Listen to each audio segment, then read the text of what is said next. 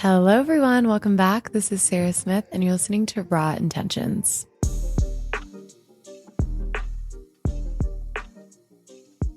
So stoked to be back. We have a very special, exciting guest today. But before we get into that, I wanted to catch up with you guys. I'm recording this in mid-end February, February 20th to be exact. I've been batch recording these days, so haven't been as current unless I'm doing a little solo moment, which I did for New Year's. If you missed it, definitely go catch up. I talk about everything that I'm working towards in the year and things that I've learned and blah, blah, et cetera, so forth that I feel like people care about, but who really knows? But life's been good. I've been skiing nonstop and making that my entire personality. We actually got probably over 3 feet of snow in the last few days. So leaving the mountains and coming to Denver was painful, but also very exciting because, as you guys know, I record from Denver. And I'm actually, if you're watching on YouTube, in a new studio, Denver Photo Collective. They've got a podcast studio. They do photo stuff. You can get a membership. I mean, it's a really stunning space. So if you're a content creator or a local business and you need to get some content somewhere, come here. It is the best spot ever. Or if you're looking for a new spot locally to podcast. But I love coming to Denver because that's when I'm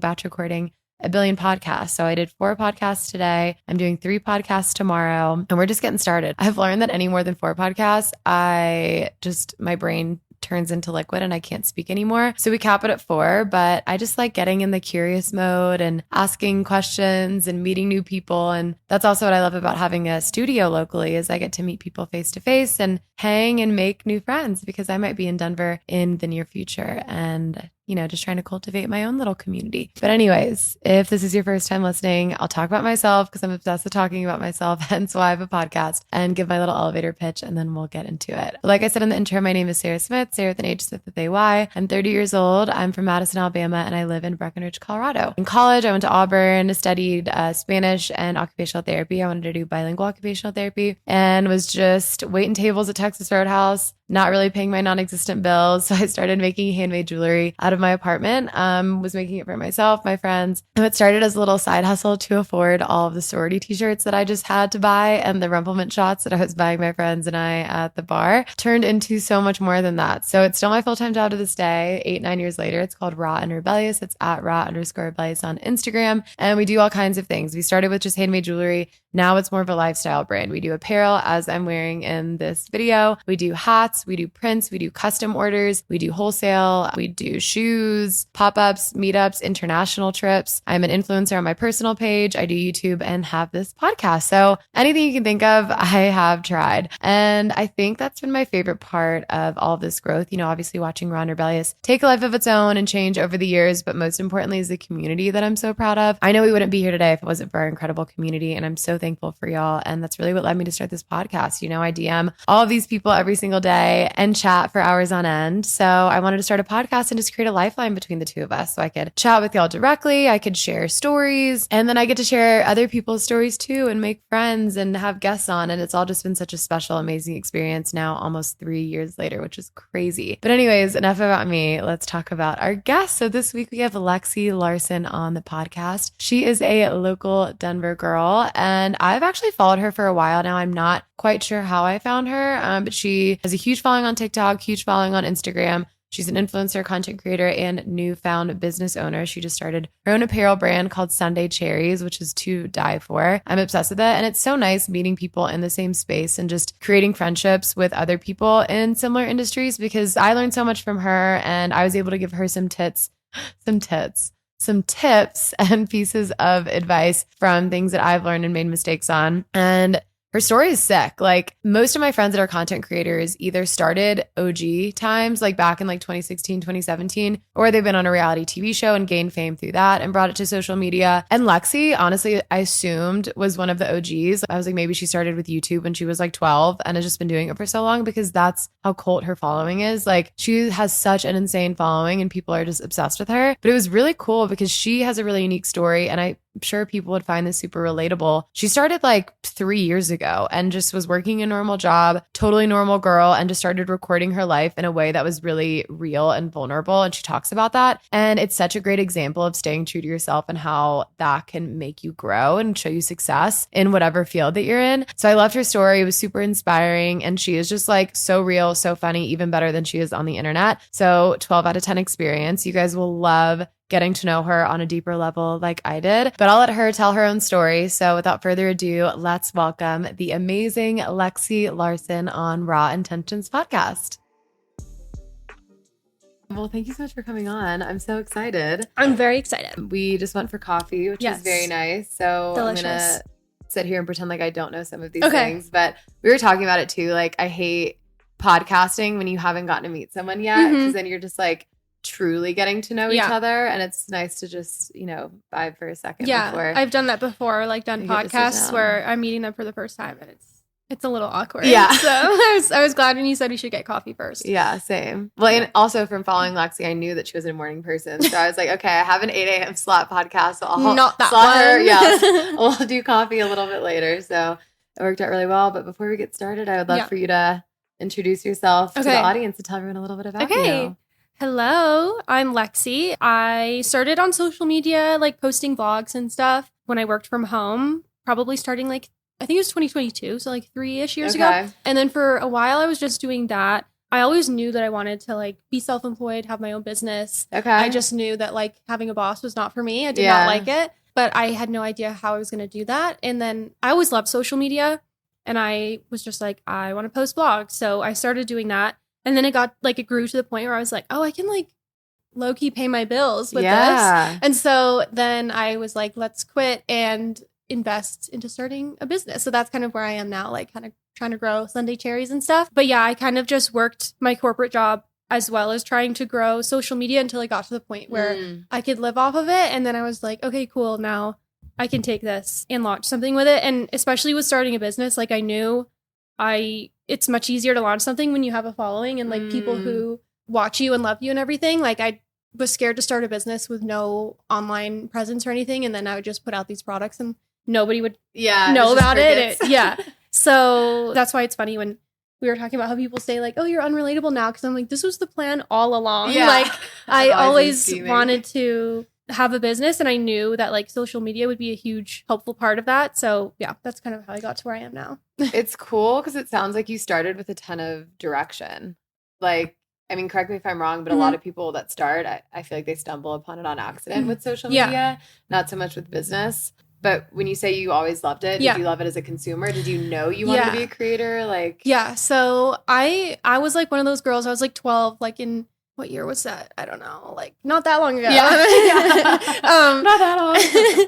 But I was one of those girls who would watch the OG YouTubers, the beauty YouTubers. And I wanted to be a part of that community so bad. But I was so insecure as a young kid and even into my 20s. And I was just well, I can't do that. I was always telling myself oh, well, that looks so cool. But oh, I could never do that. It'd be cringe if I did it. Yeah.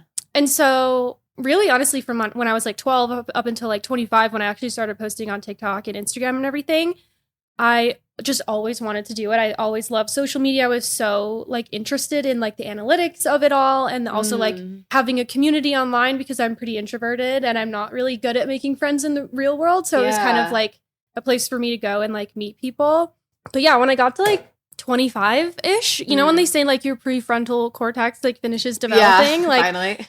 That is that's so true. Because when I got to that point, 25, 26, 27, I was why am I holding myself back from this? I want to do it. I'm just going to just do it. Cause I had always loved it, always wanted to be a part of it. But I just always told myself oh, well, I could never do that. You know, these people know something that I don't for some reason, whatever.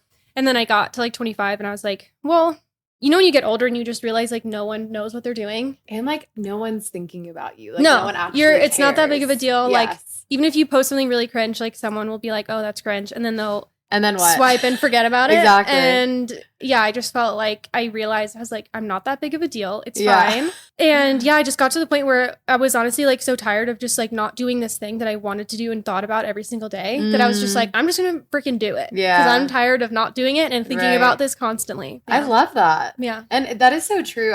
It was probably when I was 25 when I had this realization of no one cares. I can do whatever I want and kind of getting out of my own way. But I also feel I have realizations like that all the time. And as a business owner, I'm sure you've had this too, where you do something a certain way and then you just forget to question it. Maybe it's not working, or maybe you keep putting out a product that people aren't really jiving with, but you love it so much that you're not connecting the dots. And then you're like, oh, this makes too much sense. This is in front of me the whole time. Yeah. Like we get like blind to ourselves. No, totally. Sometimes. So how did you start? Like how did you start recording? What were you doing? Yeah. So I started posting in like 2022-ish. Okay. That was when I was still at my corporate job. I worked at a marketing agency. And I was fully remote because I started at that job March 2020, literally like March 1st was my first day on the job. 2 weeks later, the world global pandemic. Yeah. I thought for sure I was going to lose my job, but I, for some reason, did not. And so ever since then, like after 2 weeks on the job, we were fully remote for the next like 4 years while I worked there.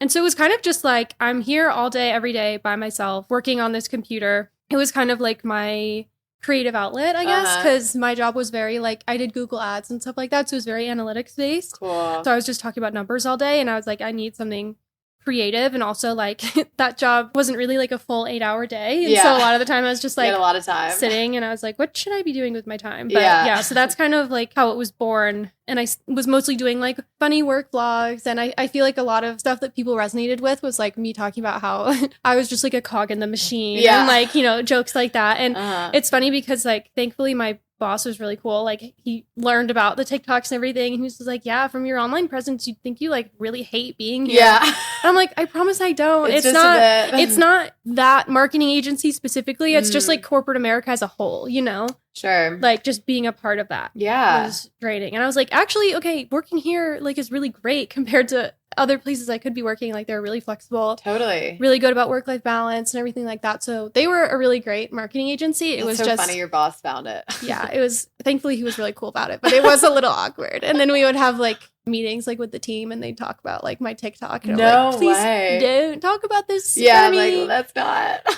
I wonder if they still talk about me now.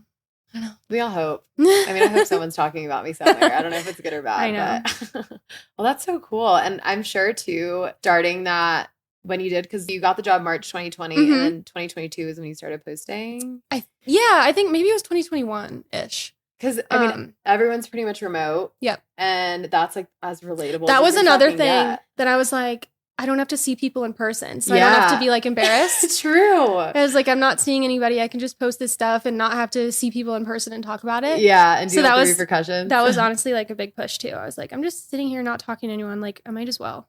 So was it on TikTok, Instagram? Like, where'd you start? And did you have a following before? No. So it was mainly TikTok. That's where everything kind of took off. It's random. I started posting a lot of the stuff when I started was like money based. Like I would talk about like how I budget my paychecks as like a, you know, marketing, whatever. And I would talk about like how much I spend in a week. And the first few videos that did really well was I did like a no spend January where I did vlogs every day in January talking about like how much I spent, like trying not to go wild with my spending because I was like, I have a shopping problem and I need to get this in check. So those were originally the videos that did really well was me like breaking down my paycheck. And like that was before people were really, I feel like a lot of people are kind of doing that now on social media, but that was before people were really doing that. And so I think that's why those videos did well because like they weren't used to someone literally being like, this is how much my exact paycheck was. You know? Which is funny that that's such like a quote unquote taboo thing, you know, that people don't talk about. I've never understood that. I agree. I never thought it should be. And I always just thought that like when companies say they don't want you to talk about your salaries, it's literally only benefiting them. Totally. Because then they can underpay people or pay people different salaries. So I was like, when people are just so like, oh, I don't talk about this, I'm like, you've been brainwashed by corporate America. Well, it's like creating shame around it. And especially as like women, I think it's important to talk about because there's just so many instances of like, oh, this man is doing the exact same job as me. He's getting paid $20K more. Like you would never know if you don't talk about it. Right. Yeah. So I think it's important. I don't know. I think it should be less taboo.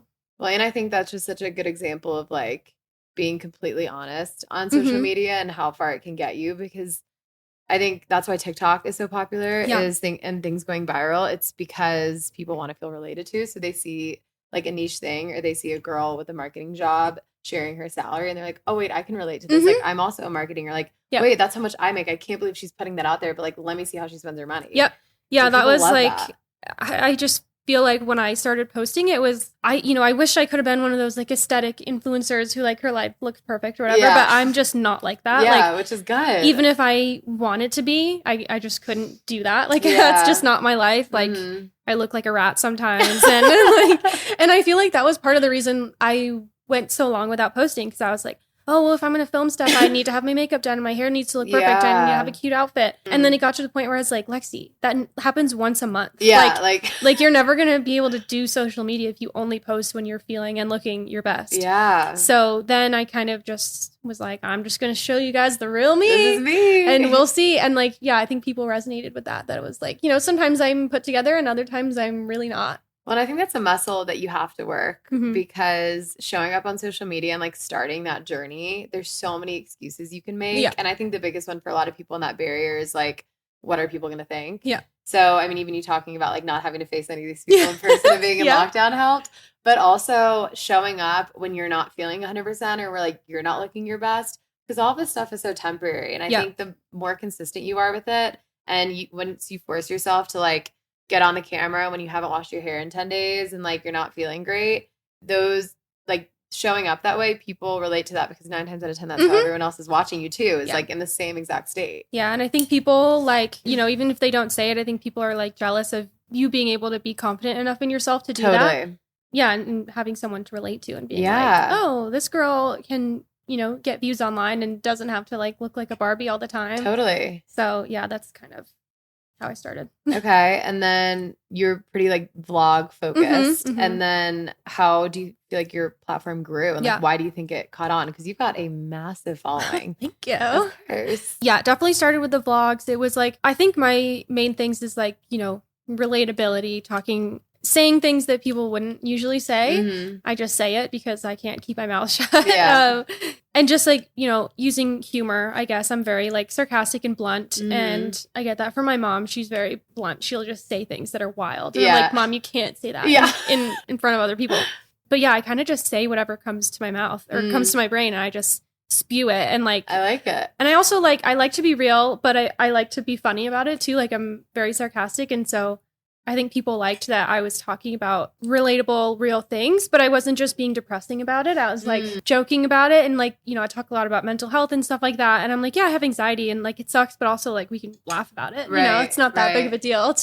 It's not like some debilitating thing like all the time. So we can talk about it and laugh about it. And so I feel like it makes it more, I guess, relatable to people, where they can relate to it. And then, but it's not just like depressing, like me crying and talking about all these serious things, So yeah. Well, and I think that's another really good lesson. I mean, I see so many people see other people's success in various things, and so then they just try to carbon copy whatever they see. And like you said, like, would love to be an aesthetic girly influencer, but that's just not who you are. And so you just decided to be exactly who you are, and you're even like pulling from like, your mom's very blunt. You're the same way. Like, that sense of humor and like this perfect combination of like what makes you actually you, which is probably a huge reason why you blew up, is because people could see that. Like, they want to know the person that they're watching. Yeah. And when they feel like they get to know you, and they have that connection. Yeah. And I think like it's getting a lot like now, like these days, I do think people are better about like posting their real selves. And I think that's kind of more of a trend now, where people are like, let's pull back the curtain, I agree. But when I started, getting followers back in like 2022-ish, that was definitely the era of like, everybody's aesthetic, everybody's cute. Yes. And so I think the reason lemon water. Yeah, I literally. Look up at the sun. Yeah. And when and when I started posting, like I would try to do that. I was like, well, it has to be cute. And it just like, they did not do well at all, because I'm not good at doing that. Like, I'm not going to be able to compete with these girls, like with these beautiful apartments and everything. And so then I kind of just like embraced reality. And I was like, let's just show how I really am. Just because like I love social media so much. I love vlogging and posting and whatever. And like I said, I was just like, I'm just never going to do this if I keep waiting for the right moment. So let me just do it. And then, I think people liked seeing, oh, this girl's not perfect all the time, you know? Right. Well, and it's cool too, the strategy behind it all. 'Cause I know you wanted to eventually build up to start a clothing brand and start your own business. Was there like, okay, I need to post once a day, I need to do this? Like, was there a routine with it, or were you just like posting whenever? There was definitely strategy to it. Like, I'm a very like organized type A person. So I definitely like try to stay organized and stay on a routine and everything. But I don't like sit down and be like, okay, for this week, I'm going to vlog these days. It's definitely very like I have to just do what I'm feeling in the moment. Okay. Or else it doesn't work. Like Right. if I like try to plan it out and whatever, if it feels like inauthentic or it just feels weird to me if I'm not feeling right about it in the moment. And so like some days I'll be like, oh, I'm going to film this. But then I wake up and I'm just not feeling good. Like there's been a few days where I've woken up and I've just had really bad anxiety and I'm just not feeling it. And I'll literally make a vlog of me sitting in bed all day and be like, I'm sitting here and I'm not going to move all day because I feel terrible. Yeah. Because it's either that or not post at all. And so, yeah, I feel like I have to do what I'm feeling in the moment because it's very up and down. I honestly never know what I'm going to feel the day of. So I'm like, because I know like I want to stay consistent with posting, but I really don't know what specifically those videos are going to look like until the day of. And then I just kind of do what I'm feeling. Yeah. Well, and then you're also making a commitment to yourself to show up and to your community. So like showing up even when you don't want to or when you're anxious and all it is you in your bed. It's like, well, at least you're not in bed all day and then faking some kind of like big grandeur thing that you did all day when you actually didn't. Because that's also very relatable. Like we just have off days. Yeah, I definitely show my real self. Like I feel like when I meet people, they're like, oh, you're like the exact same. I feel like a lot of people, you know, put on a front a little bit online, but arguably I make myself look worse on social media than I do in real life. Like I'll post like with my hair greasy, no makeup on, and then people see me in person and they're like, oh, you're like put together. Yeah. Like I'm not one of those like Instagram baddies who like face tunes and like looks so different, and then you see her in person and you're like, you do not look like that. I'm just like the opposite. Rather like uglier on social media, and then people meet me and they're like, you're not so bad. Yeah. Yeah. So because that is my worst fear is like meeting people, and then I remember my guy friends like right after college I'd be like going on dates with these girls and they would show me their profiles and I'm like, well, that girl's not gonna look anything like this, like she's so face tuned, and that is just like my worst fear. Yeah, is people thinking that. So I think that's a good call. And I also think it comes with just getting older and being more confident. Like, yeah, I don't care if you think I'm ugly. Like, yeah, whatever. it's like, what's it to me? Yeah. When I tell people that all the time, I feel like confidence is such a muscle. Like, oh yeah, for sure. Same thing with you, like showing up on social media every day, making decisions to post that thing or say that thing, and you know it might get flack, or you know people might talk about you, and there are going to be some days where you think about that more than other days, but it's just doing the thing and working that muscle that makes it easier. Yeah, I just feel like it's so many years of me holding myself back, thinking like, oh, this is going to be embarrassing. I don't want people to make fun of me. And then it just gets to the point where it's like, I don't know. I just thought like, do I want to be on my deathbed one day thinking like, oh, I wish I had done that. I wish I had done this, but I never did because of what somebody else might say about me behind my back. Like, that's such a stupid reason not to do something. Yeah. And so that kind of pushed me to be like, I want to be able to live my life and say that I did these things that I wanted to do. And I don't want to have to say like, oh, I was going to do this, but then I didn't because of other people. Like, I just didn't want to have those regrets, you know? No, I agree. And then in building your platform and having this idea for like a brand overall, was there a certain point you wanted to get to before you started? Like how did you think that went through? Yeah, basically I wanted to get to the point where I could pay my bills with social media because I was working my marketing job, and for 2 or 3 years I was pretty much handling social media as if it was a full-time job, like doing brand deals and all the things. I got a social media manager I think in 2023. So I was working with her to do like brand deals and stuff while still working the full-time job. And what I would do was like every penny I made from social media would go into a separate account, and I just saved it all. And so I did that, and I was able to save up quite a bit of money, like over a few years of doing both. I was basically doing 2 full-time jobs. Yeah. Because I knew like I wanted to start a business. I didn't know exactly what it would be, but I knew I wouldn't be able to do social media full-time and my marketing job full-time and starting a business full-time. That was just like, I knew. A lot of full-time with no time. No, I literally was like, I just know that I would collapse. Like I couldn't do that. So yeah, I kind of like saved all of my money until it got to the point where it's like, okay, I can pay rent with social media. I have this chunk of money saved up to like invest in a brand. And then that's when I kind of decided. And it also got to the point where it was like, you can just tell like what you want to do and what you don't want to do. Like I was so unmotivated at work. Like I was getting in trouble with my boss more. Like I was missing things and not being a great employee, honestly. Yeah. And I just couldn't make myself focus on work because I was so passionate about these other things. And I was just like, I am being a bad employee. Yeah. Like I just, point, I gotta go. Yeah. Like I just have to cut this loose because I really just don't. I'm not good at like, I don't have very good discipline. Like I'm not good at making myself focus on something It's like, I haven't been diagnosed, but I'm pretty sure I have ADHD. I do too. Yeah, I think everybody does with like TikTok and whatever, but I can't make myself focus on something for more than 5 minutes if I'm not into it. I can't get into it. I can't do it. So yeah, kind of got to the point where I was like, okay, I am getting in trouble.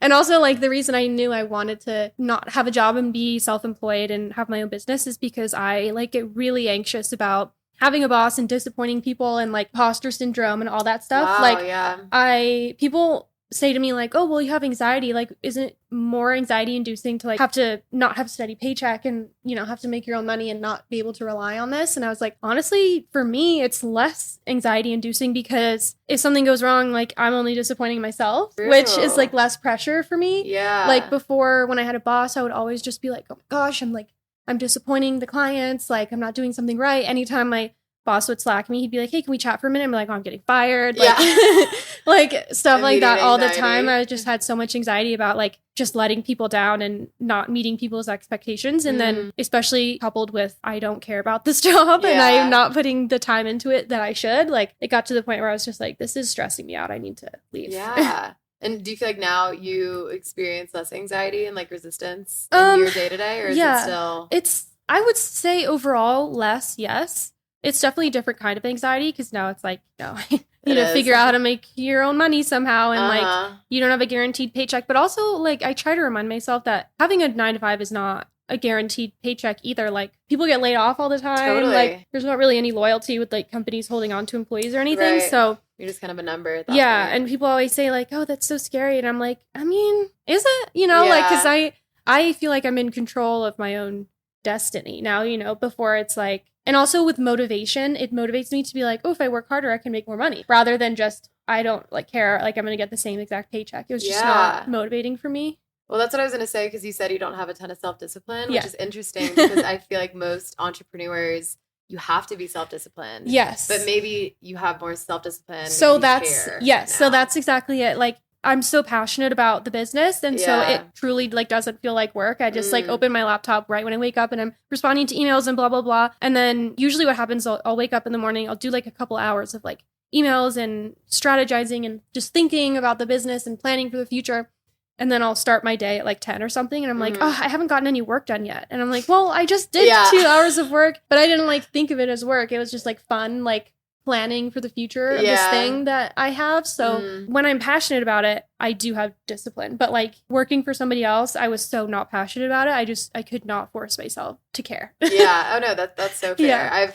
The most corporate job I've had is at Texas Roadhouse. I was a waitress there, and that's pretty much it. I've never had a boss, and that's cool. So you just went straight into like doing your own thing. Like accidentally, but it never like people were like, oh my God, that's so scary. I was like 21. Yeah. I didn't know anything about anything. And honestly, I credit a lot of my success and like where I am now to like not knowing. Because I think if I had known everything at the beginning, I would have been too scared to start because it's so daunting. Did you feel like you had a lot of experience like from your marketing jobs, and like did you know a lot of entrepreneurs? No. You said you always kind of wanted to be your own boss. Yeah, it honestly just went from like, I just knew, well, I always knew I wanted to have my own thing, but honestly the main part of it was I just knew I could not have a boss forever because it stressed me out so much. Like, it's not for everyone. Yeah, and it just stressed me out every day thinking about it, and I was just like, I can't do this my entire life. Like, I really can't. Like, David, my fiance, he's really good at just turning off. Like, he'll come home from a stressful day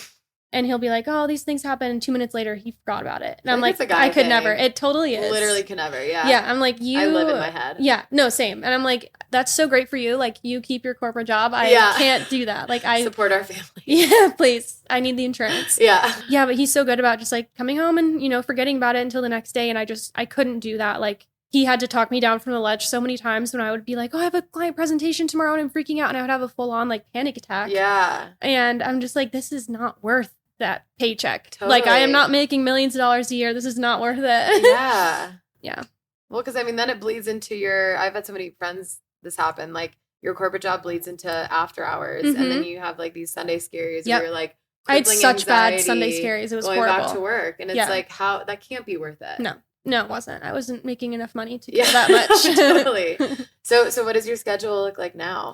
Like, do you have like a typical week, a typical day? I feel like It does vary a lot. Right now, I would like to move more into like doing Sunday Cherry stuff all day. Right now, it's kind of a mix of like social media and Sunday Cherry stuff because right now, social media is what's paying the bills. So I'm like, it's kind of stressful because it's like, okay, I want to just be able to focus on the business, but I have to keep my own social media pages alive so that I can get brand deals to pay the bills. Sure. So I'm definitely in that. Get people to the business. Right, exactly. Yeah. And I'm definitely in that like transitional period of like trying to get out of brand deal stuff and more into like the business pays my bills so that I can focus on that more. I don't think I'll ever stop like posting on social media or anything. It's just a little stressful dealing like because now like if I had my business and I was just posting on social media for fun, it's like I wouldn't care how many views I got. Right. But now because I know like, oh, I have to look good to brands and stuff. And it's like, oh, this didn't get very many views. Like, you know, brand deal payments are gonna go down or whatever. So it's like replacing the pressure from your boss. Yes. It's like now it's just pressure. Like people on the internet, which is great. So what would a week look like or a day? Like, do you feel like you focus more on influencing one day?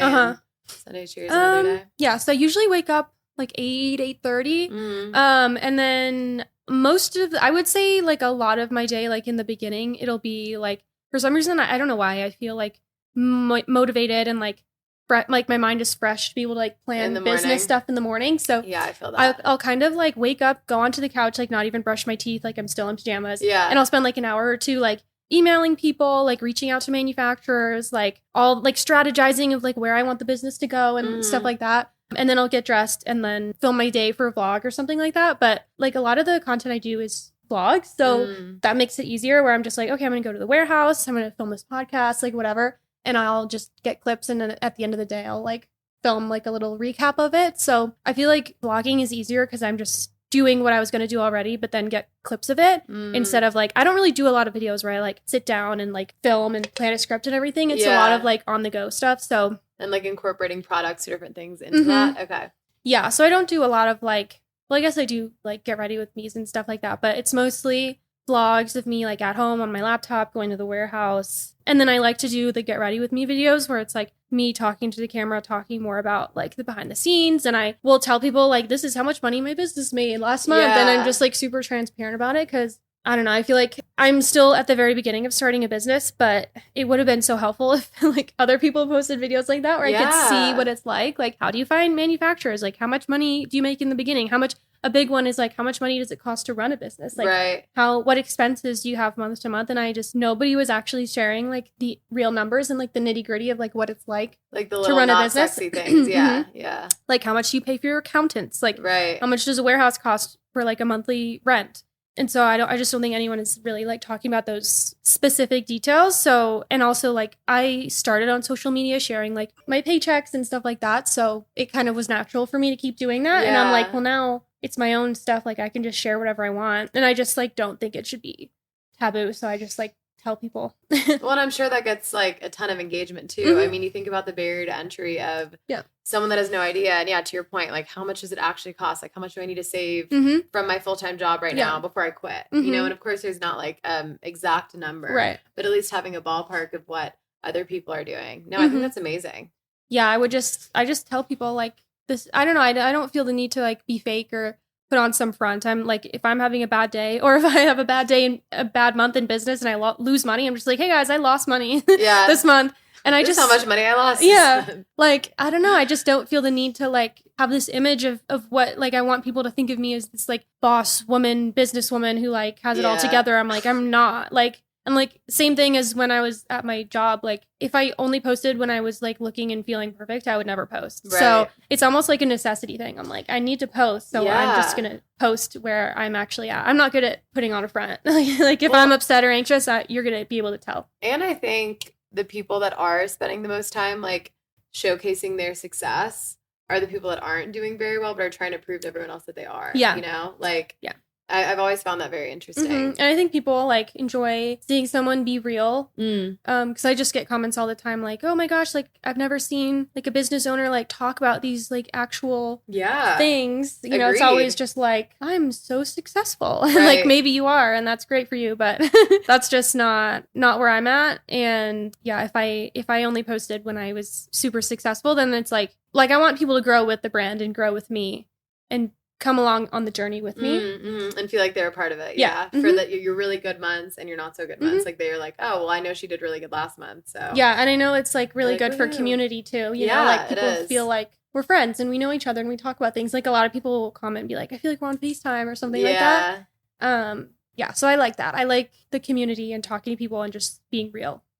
Do you feel like you experience burnout less because you're like, just like you said, like vlogging, like I'm just doing what I would already do anyway? Or do you still feel like you experience that with social media? It depends. Definitely it's not as bad.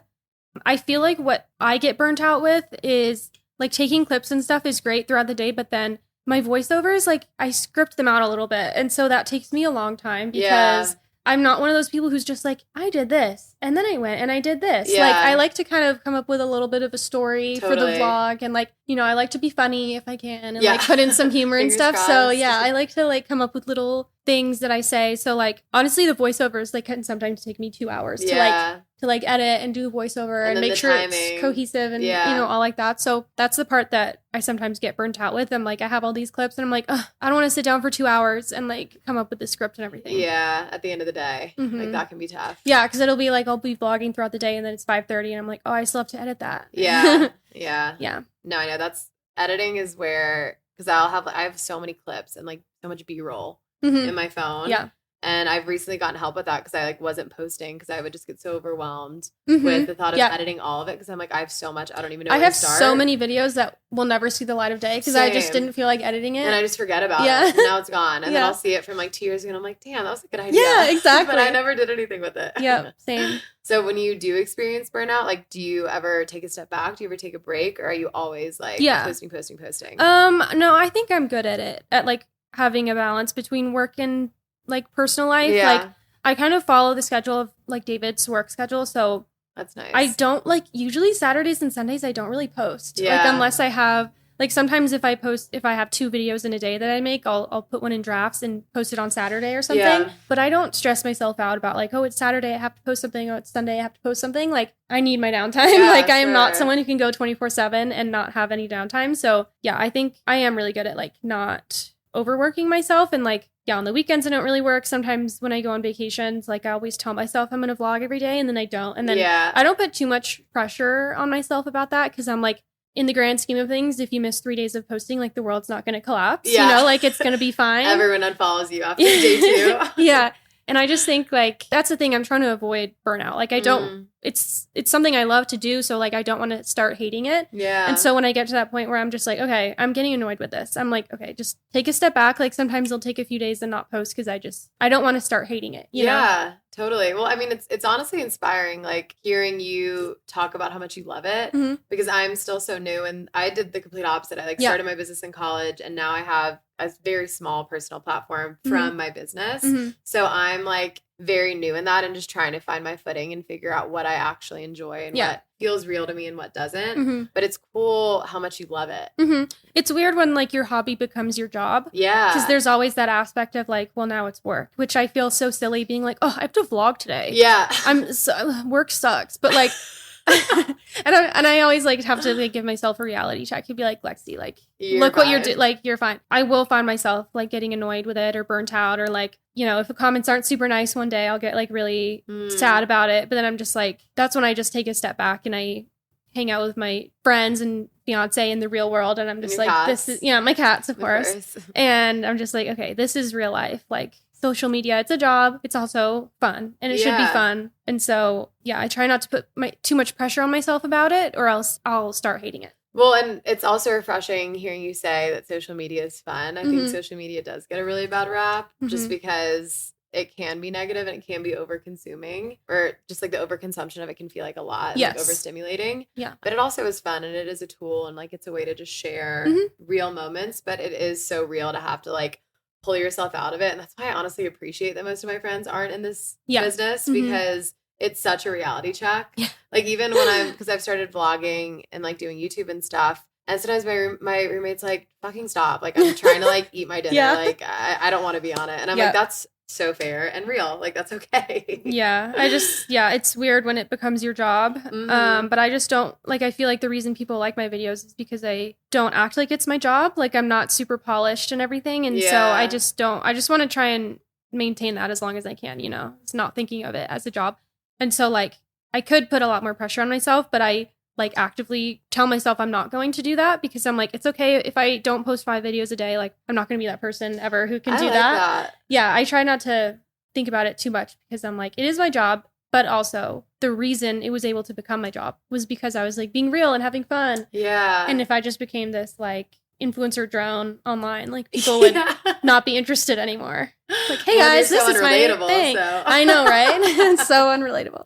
So unrelatable. But no, I mean, I'm sure, that plays into like your boundaries and your work-life balance. Like, it sounds like you've kind of got it down pat. And I think the ability to not put pressure on yourself, that's something I really struggle with is you have to like actively tell yourself you're not going to. Yes, you know? Yes. Like, and I think that's something I need to practice more. Yeah, it definitely like takes effort. Like, because a lot of times, a lot of times I'll be like, oh, like I could, like I'll be going to the nail salon and I'm like, oh, I could have done a vlog about going to the nail salon. I'm just like, no, like, Lexi, you didn't need to do that. It's fine. Like, you don't have to film every second of your life. Like, nobody cares about you getting your nails painted. Like, no, that is my inner monologue too. It's like, and I remember when I was younger struggling with that because even though I just started the influencing, I've been posting on my business account for a really long time. And I would really struggle with being present while also taking content. And it took me a while to like get in that rhythm of like when to stop. And, like, I'll take it and then not look at it for a while, especially if I'm, like, on a trip. I'm like, okay, I'll edit this in, like, a few weeks, but I don't need to be, like, live posting where I am. And I think that helped me a lot to be, like, more present and not feel, like, pulled in too many different directions or, like, overstimulated when I was trying to get the content and experience it. And that's the same thing. Yeah, like, all my friends that we hang out with are not, like, online people. Yeah. A lot of them are just, like, don't even have TikTok and stuff. Yeah. So when I'm with them, I'm like, I'll take clips here and there, but I'm like, I'm not going to be that annoying person, you know? Same. I always try to remember that, like, I have a real life. Like, that is online. But I also have friends in real life. Yes. So, yeah. How has it been making friends in Denver? Because you moved around the same time I did. So you've been here for what, like 4 or 5 years? Yeah. I feel like I got lucky because David is such like a socialite. Like, he loves talking to people. He has a million friends. He really is. Like, 99% of the time when he comes home from work, he's on the phone with someone. Like, he's just always talking to people. He has a million friends. So he's super extroverted. Yeah. He says he's like an introverted extrovert. Like, he definitely likes being alone and whatever, but compared to me, he's a huge extrovert. Yeah. And so a lot of my friends that I've met are like his friends' girlfriends and stuff like that. Cool. So yeah, I've been able to make friends that way, but then also like with the social media thing, like it's funny because you'd think that someone who's like putting themselves out there online is super extroverted and super comfortable with the spotlight and everything. But I've actually found like most of the influencers and social media people I've talked to are the total opposite, where they're pretty introverted and not good at making friends in real life. Like, that's how I am. Like, if I'm not good at just like meeting someone and chatting and making a friend. So I find it much easier like at home to like post videos and then connect with people digitally. And I found like a lot of friends in Denver through that, like just, and then we go get coffee or something like that. But yeah, that's basically how I've made all of my friends who I didn't meet through David. I think that's cool. And I agree. So many of my friends that are influencers or content creators, like there are a few, like Grace Donner is like so extroverted. Like, she is so like, I don't want to say loud in like a negative way, in like a positive way. Like, she fills space in like a really good way. And that's just how she is. But I have so many friends that are content creators, influencers, and their circle is so small. Yeah. Like, they don't really like the influencer events and all that. Like, they hate that shit. Yeah. Like, they're like, I just want to be at home with my dog, you know, or like with my husband or whatever. And that's why you post online, because it's like, well, I want to make connections. So you can just like post it and then walk away. Yeah, exactly. Yeah. It's so much less intimidating to like respond to a DM. Yeah, sure. Instead of like meeting, when I'm meeting people in person, I feel like I always come off awkward or something. Yeah. I can attest to you. You absolutely do not. Oh my God. Just thank you so You're much. Welcome. No, that's really cool. And it's probably nice having the yin and yang of David to like pull you out. It's good. Like, he'll be like, okay, we're gonna like, I made plans with our friends. I'm just like, oh. Okay. Fine. But then I always like have so much fun when we go out and see friends. But I'm always that person who's like, are you going to cancel the plans? Because that's totally fine with me. Yeah, like I will stay home. Yeah. So, and you guys met in college? Mm-hmm. So yeah, how'd you guys meet? Yeah, we met senior year of college. We went to the University of Missouri. We both majored in journalism. And so we met senior year when we were working at like the local like TV station together. Because like everyone who was a student at University of Missouri, like if you were doing broadcast journalism, you would work at the news station your senior year. And so that's when we met. Actually, I was technically his boss because I know. Sexy. Yeah, I know, right? Because he was a reporter and I was the producer for like this evening show that we would do. And so that's how we met. And then we started dating like April or May of senior year. So like right when we were graduating. Wow. Which was weird because when we started hanging out, we kind of thought it was going to be casual and, you know, we'll get jobs on different sides of the country because especially especially in journalism, like when you work in broadcast you kind of have to move to wherever you get a job, like and it could be in the middle of nowhere. And so we kind of assumed like, oh well, we'll see, you know, we'll have fun until we have to move and then probably break it off, and then we just never broke it off. And then we dated like long distance for a little bit. I took my first job out of college was in Kansas City, and then he took a job in Connecticut, like outside of New York City. And then we just never stopped talking. And then eventually it was like, well, I don't want to stop talking to you. And then about like 9-ish months after we graduated, I got a job out in Connecticut too. And I moved out there and we moved in together. My parents thought I was insane. Like that was like such a crazy time, but we had been dating. I'm sure it's funny to look back on. It is. I was like, wow, like I was brave for like a 22-year-old. I was like, I'm moving halfway across the country and for this boy. Yeah. And like originally, and we'd only been dating like 6-7 months or whatever. And we weren't going to live together, but like then like you don't get paid very well when you work in broadcast journalism. Like I think my salary was like $19 an hour. Yeah. And they required like a bachelor's degree and everything. And they were like, you get paid $19 an hour. It's like awesome. But I was going to move out there and not live together. But then I was like, I literally can't afford to live. I don't know anyone out there to be roommates with other than David. Right. And I was just like, hey, well, we're going to live together. And he was like, okay. And we've lived together ever since. And do you feel like you guys are just like buds, like best friends? Yeah, it's always been easy. I feel like people are so nervous about moving in with their significant other, and it's like this big step and this huge thing, but like it's always been super easy and natural for us. Like I feel like if you guys get along and you're in a good relationship, then it should be natural. It shouldn't be really like this easy. Crazy drastic thing. It wasn't this big thing. It was just like, well, I want to hang out with you every day, so now we live together. Yeah, exactly. And now we're besties, and it's great. Yeah. No, I mean, I think about that too. Some of my friends, I mean, not so much. I feel like when you get older, it's not as big of a deal, but my boyfriend and I are long distance and we're going to move in together. Yeah. And people are like, well, you've never even like lived in the same city. I'm like, so like he's literally my best friend. Like it's gonna be so fun. Yeah, we're not 22 anymore. Exactly. You know, even though I was 22. But yeah, I feel like we always kind of knew that, you know, we were gonna be together for a long time, forever. Forever and ever. Yeah. But also, how is that like being so young and growing together? Because I'm sure you guys have changed a ton. Yeah, I feel like we just got lucky where like we were able to grow up together. Yeah, like we started dating when I was 22. Now I'm 28. He just turned 29 like last week. You change so much in your 20s and like we totally could have just grown in opposite directions. But I feel like we were just lucky where we had a really solid relationship and we were able to grow together and talk about things and be super open about things. And like we've definitely changed in lots of ways. And like he's just so supportive. Like when I was like, you know, you'd probably think someone was crazy if you're like, I'm going to quit my job and like I'm going to post on social media and TikTok's going to pay my bills and like all this crazy stuff. Like I'm sure a lot of guys would have been like, what are you talking about? Like, no. Yeah. But David was always just like, yeah, like do what you want. Like he always believed in me and everything. So that was huge. And like I've always been supportive of whatever he wants to do. So I feel like that's the biggest thing is you just have to be supportive of each other and open to wherever they're growing into. Because you never know where it could go.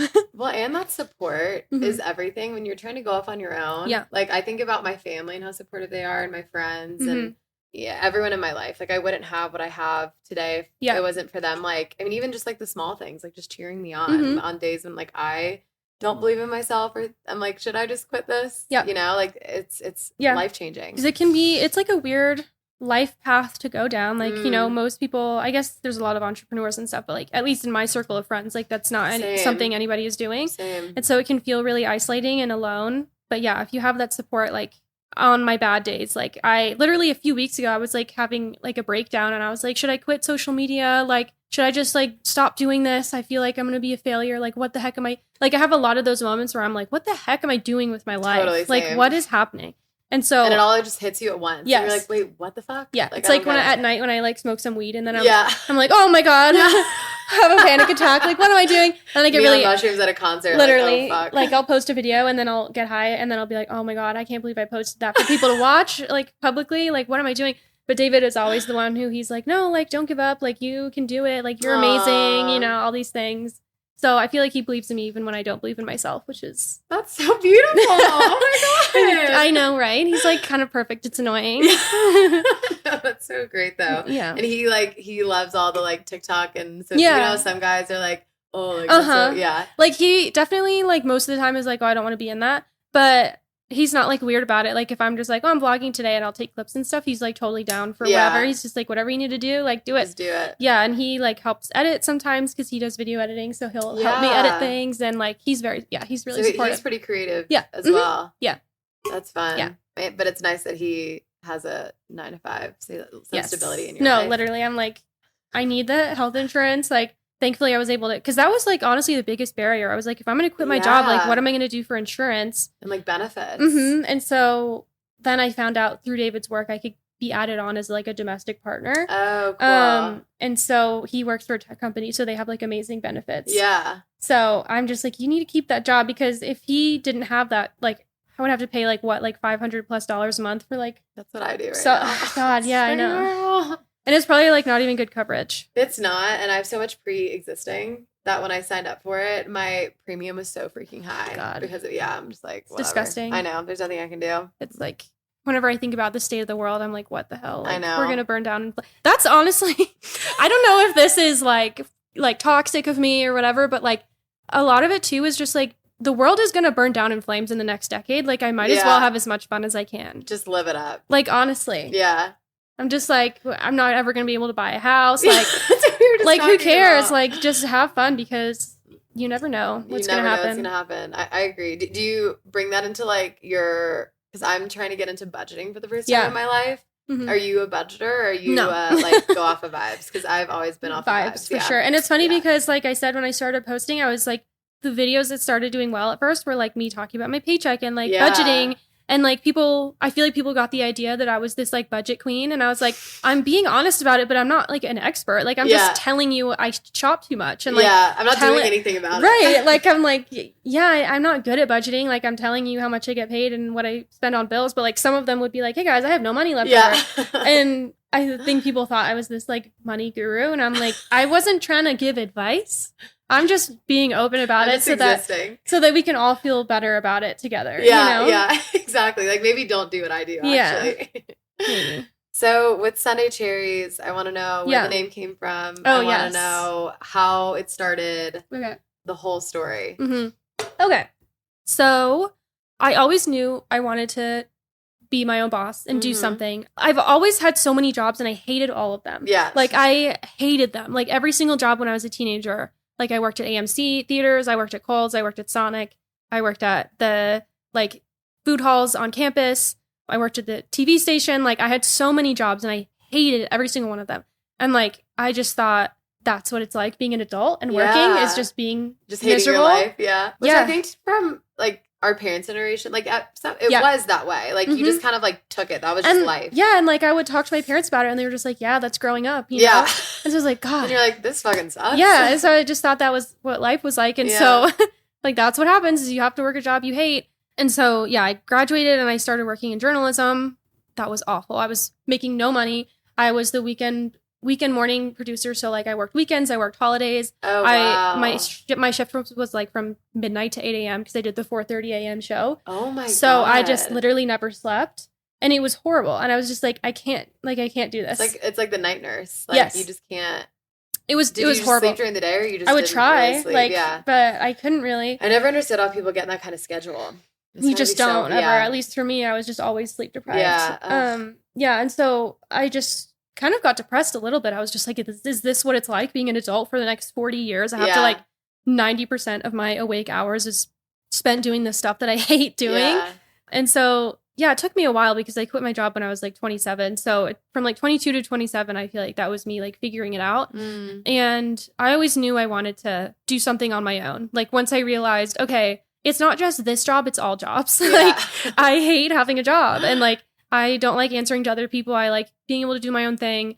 And I'm just much more motivated when I know it's like my baby. It's like my thing that I'm working on. Like, I don't care about helping someone else get rich. Like, that's just, you know, when I'm working my marketing job and I know that my clients are paying $500,000 a month to like, and you're not for the services that I'm doing. And then I'm barely scraping by with a paycheck. I'm like, it just made me really resentful. So I always knew I wanted to have my own thing, but I didn't know exactly what it would be like. At first, I thought I wanted to be like a social media manager for influencers. Okay. But then I realized like I'm so scared of like negotiation and like confrontation. And you have to like negotiate deals and stuff. And very confrontational. My social media manager is amazing and she's so good at negotiating. I'm like looking the emails sometimes and I'm like, oh, I could never say that. You're like watching the thread. You're like, geez. Yeah. So I gave up on that. But then like, so where the idea came from was I was working from home in marketing, like, you know, 2020, 2021 to 23. And I was working from home for a long time. And I just felt like so gross most days because I would like either work all day in my pajamas or I would put like on a sweatsuit or something and it was just like ugly and I didn't like it. Yeah. And I just felt like I wanted, and I'm not going to put on jeans to work from home. Like, I'm not a psycho. No, that's terrifying. So, yeah. So I was like, okay, I want to be comfy. I'm sitting at home all day. I'm not going to put on an uncomfortable outfit. But like, I just felt like I didn't have any outfits that like I could put on to feel like put together, but still cozy. Yeah. And I wanted like, and then that's like, I feel like when loungewear really started to boom was like 2020 when everyone was at home, like all the brands were coming out with like sweat sets and stuff. But it was still just like boring to me. It'd be like, oh, a gray sweat set or a black sweat set. Or maybe it comes in blue, but it's just a plain blue sweat set. And like, so I kind of came up with the idea where I was like, okay, I want like really cute matching loungewear sets that like you can put on and feel like, oh, like I feel put together. This is a cute outfit. You can run to the grocery store and people will be like, oh, that set is so cute, you know? Right. But also it's still super comfy and you can just hang out and be cozy in it. So yeah, working from home, that's kind of where the idea came from, where I literally was just born out of a need where I was like, I want these outfits and nobody's making them.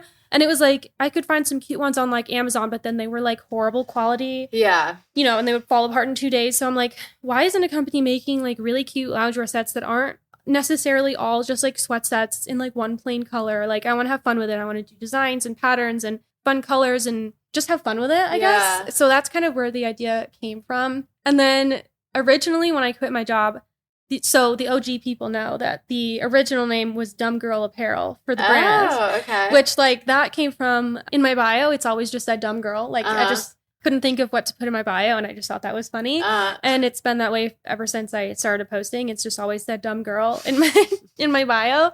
And so at first I was like, let's like lean into that. And it was always supposed to be like tongue in cheek, you know, like funny. Totally. But then I felt like having to take it seriously as a business and telling people my brand was called Dumb Girl Apparel, people were just like, okay, what? Like, a lot of people thought like, oh, it's a merch line or something like that. And I wanted, no, it's a company. Yeah, like I wanted people to take it seriously. And I kind of like, I felt the need to like explain what the name meant every time I told somebody. And that just got annoying. I was like, I want to just be able to say the name and not like feel weird about it.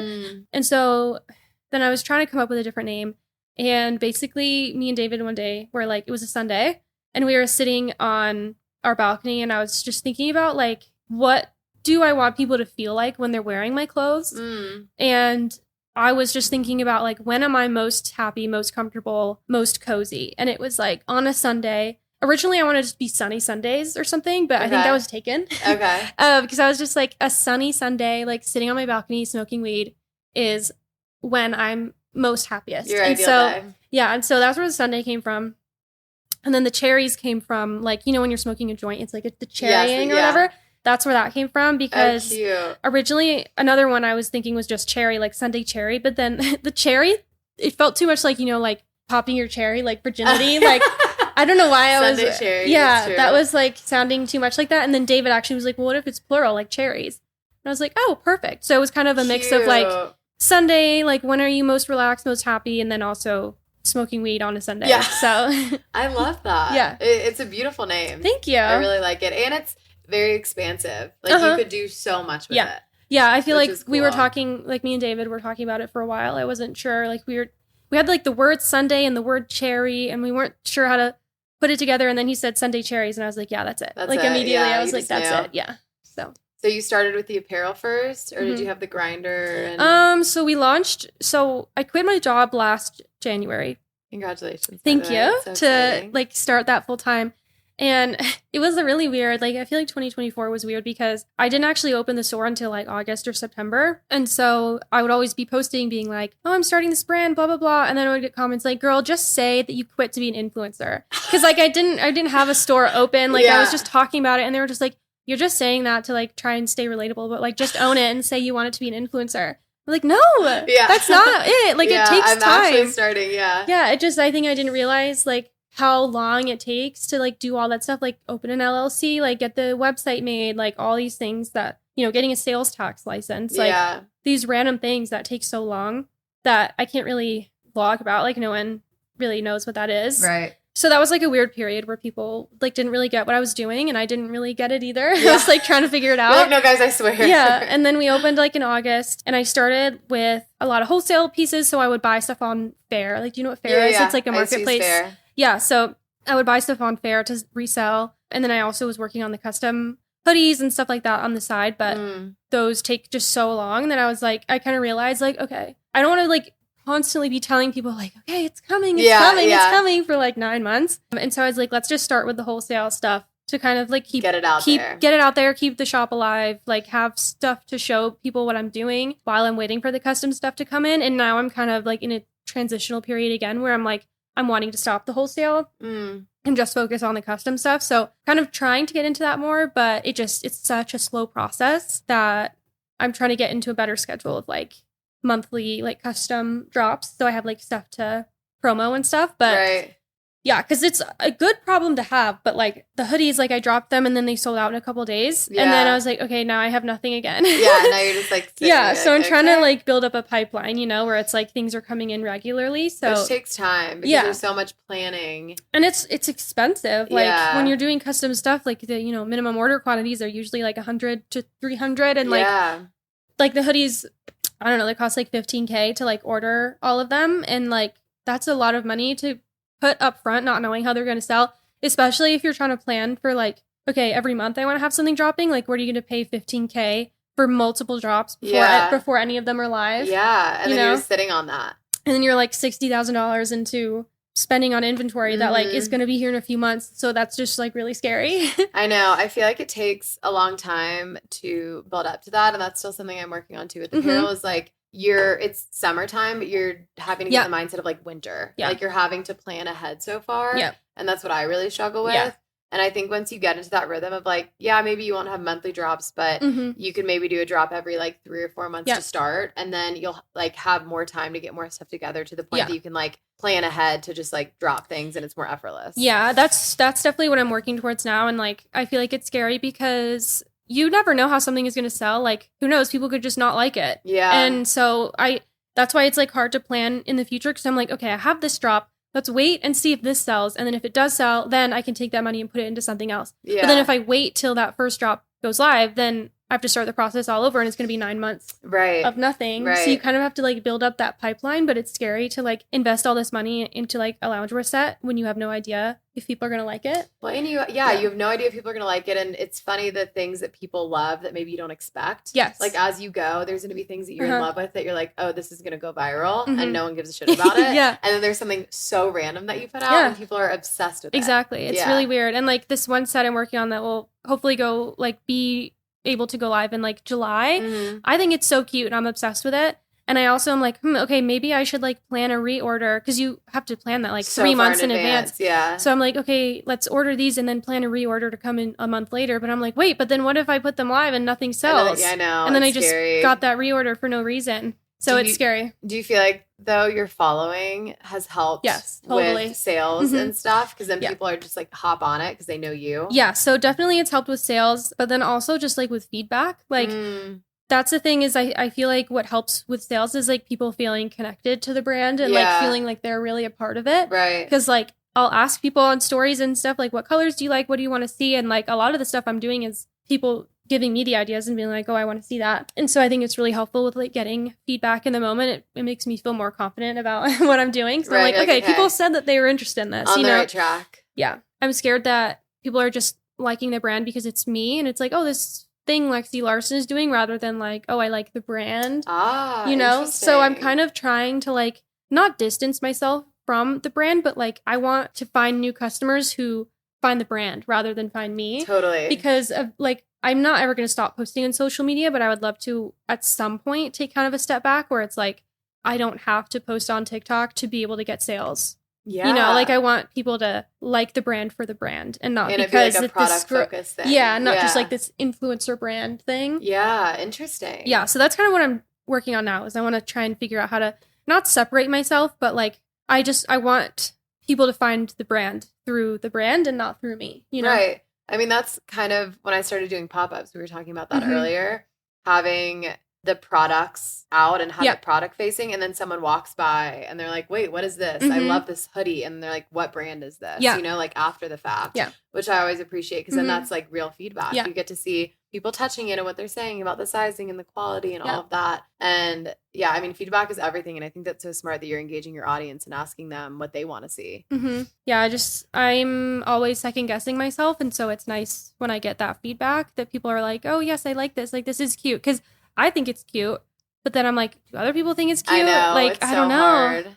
It's so yeah, hard. it's definitely been very helpful, but it's also not that it's a bad thing, but I don't want it to like, what if I stop posting on TikTok one day and then there's just nobody who cares about the brand anymore, you know? So I'm trying to figure that out. Yeah. And that could be a slow growth, you know? I mean, because you've just launched recently. Do you think since you've started, are there any like huge mistakes you've made or big things that you've learned? Or Oh God, I feel like most of it is like with manufacturers and stuff. It's just it's so hard. Like I am into this like a whole year at this point. Like I started working on it like last January and I'm still like trying to find the right partners and everything like that. Yeah. And so it just takes so much time, and like a lot of manufacturers don't want to work with you because you're like, well, I'm going to do your minimum order quantity, and you know, I'm not this huge, like I'm not ordering thousands of units. I'm not like Abercrombie or something. And so I've just had some issues with, like, I had this one manufacturer that I worked with who was in LA and they just like obviously didn't take me seriously at all. I ordered like 50 crew necks and they told me it would be like 6 weeks, and then it ended up being like 11 weeks or something. And then every time I'd reach out, they'd be like, well, we have to prioritize the bigger orders before yours. And I'm like, well, then don't lie to me and say it's going to be 6 weeks. Yeah, then why would you even take my order then? Yeah, and then like it was supposed to be embroidery. It came as screen printed. Oh, wow. Like just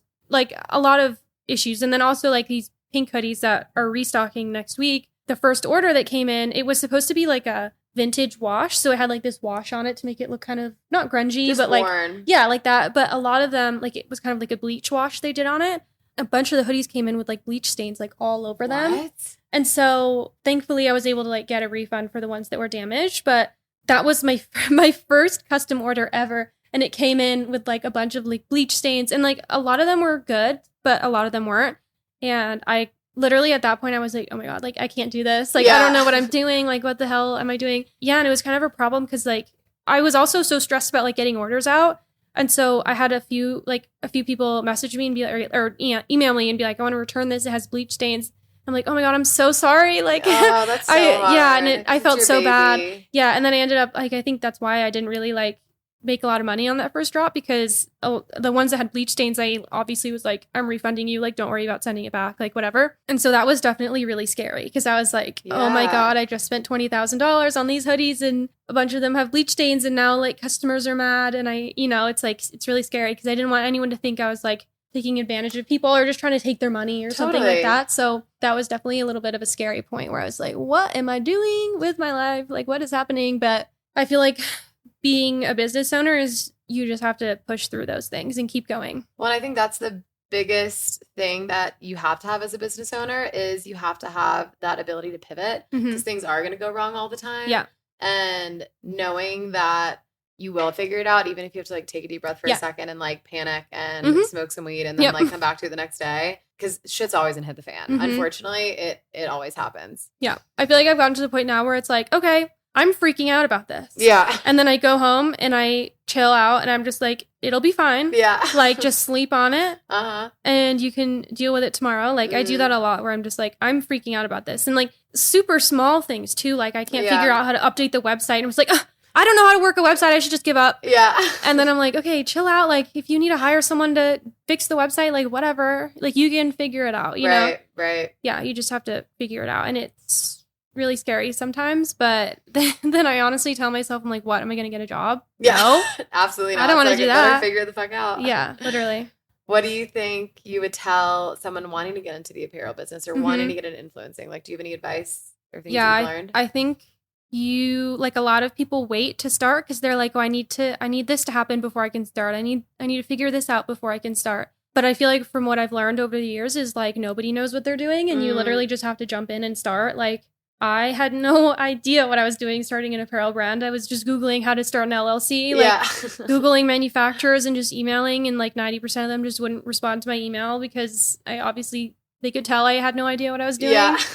And so I feel like a lot of the time I would like put stuff off and wait like, well, I can't do that until this, you know?